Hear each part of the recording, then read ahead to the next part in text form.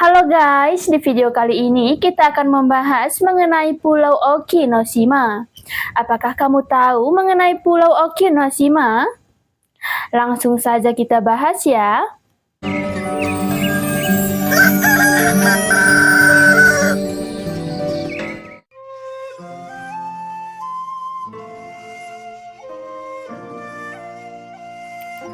Pulau Okinoshima adalah sebuah pulau di Jepang memiliki aturan tradisi yang unik, yakni melarang para wanita untuk berkunjung ke pulau itu. Konon menurut cerita yang ada, jika seorang wanita nekat mendatangi pulau itu dan mendekati sebuah kuil bernama Munakata Taisha Okitsumiya, maka wanita itu bisa berubah menjadi batu. Wah, seram ya guys. Kuil Munakata Taisha Okitsumiya sendiri sudah ada sejak abad ke-17. Saat itu dibangunnya kuil tersebut untuk mendoakan keselamatan para pelaut. Bagi kaum pria yang ingin mendatangi kuil tersebut pun tak boleh sembarangan, sebab mereka harus terlebih dahulu meninggalkan pakaiannya. Selain itu, calon pengunjung pria juga harus disucikan melalui upacara formal. Pulau Okinoshima bisa dibilang sebagai sebuah pulau yang sangat sakral. Bahkan saking sakralnya, pulau tersebut hanya boleh disambangi sekali dalam setahun, tepatnya setiap tanggal 27 Mei saja. Itu pun jumlah pengunjungnya dibatasi hanya untuk 200 orang saja. Tanggal itu dipilih untuk mengenang para prajurit Jepang yang tewas pada saat Perang Laut Jepang tahun 1905 lalu.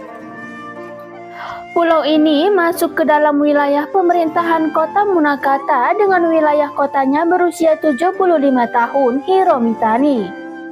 Namun terlihat sangat segar dan aktif serta agresif dalam memutuskan banyak hal bagi warganya.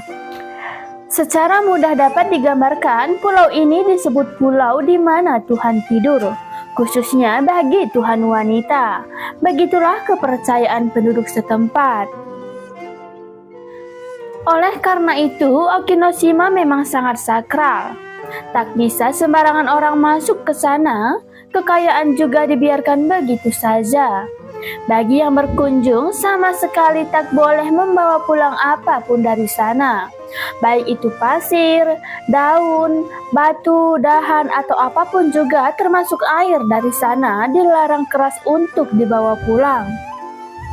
Ibaratnya semua yang ada di sana adalah milik surga dari Okinoshima. Pulau ini hanya dikelola satu orang pendeta Buddha saja dan bergantian. Tiap pagi dia berdoa bahkan berendam di dalam laut di tepi pantainya demi kesejahteraan manusia dan sekelilingnya. Ada satu kuil kecil untuk berdoa dan kuil ini berada tepat diapit oleh dua batu besar. Tiap batu besar di sana pun diberikan nomor sehingga semua dapat diidentifikasi dengan baik. Lalu bagaimana dengan pengunjung? Siapapun boleh berkunjung, tetapi ada persyaratan yang cukup berat. Dalam satu tahun, Okinoshima hanya boleh dikunjungi sekali saja, yaitu setiap tanggal 27 Mei, dan tidak boleh menginap. Bukan hanya sekali saja, tetapi pengunjung hanya diperbolehkan 200 orang saja. Karena sudah memenuhi pulau itu dan ditakutkan akan memunculkan kerusakan apabila terlalu banyak. Bagi kamu yang ingin berkunjung ke sana, kamu harus melewati pelabuhan di kota Munakata, lalu menuju Pulau Oshima, barulah ke Okinoshima.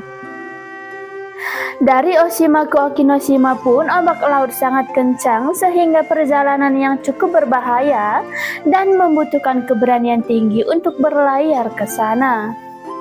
Satu lagi yang menarik, karena pulau ini dimiliki Tuhan wanita, menurut kepercayaan penduduk setempat, maka wanita dilarang ke sana karena Tuhan wanita itu akan cemburu. Oleh karena itu, hanya lelaki saja yang boleh masuk ke Okinoshima. Hal ini terjadi hingga detik ini dan kepercayaan ini dipegang teguh oleh semua penduduknya. Pada saat pengunjung hadir di Okinoshima sesuai tujuan sebagai ziarah sakral, banyak pengunjung lalu mandi di tepi pantai laut sekitar Okinoshima untuk membersihkan diri sebelum bertemu Sang Tuhan.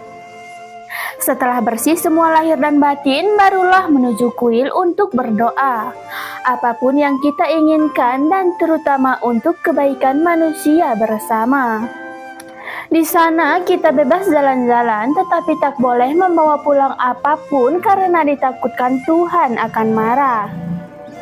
Okinoshima juga termasuk dalam perjalanan sejarah Silk Road sehingga peninggalan harta karun dari Timur Tengah seperti dari Irak dan Iran pun ada di dalam Okinoshima.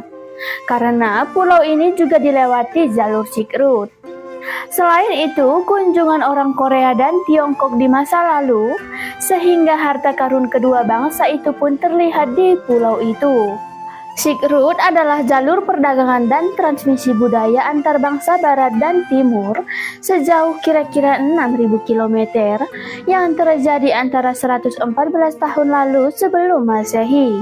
Sampai dengan tahun 1450, Silk Road tercatat sebagai bagian dari warisan budaya dunia.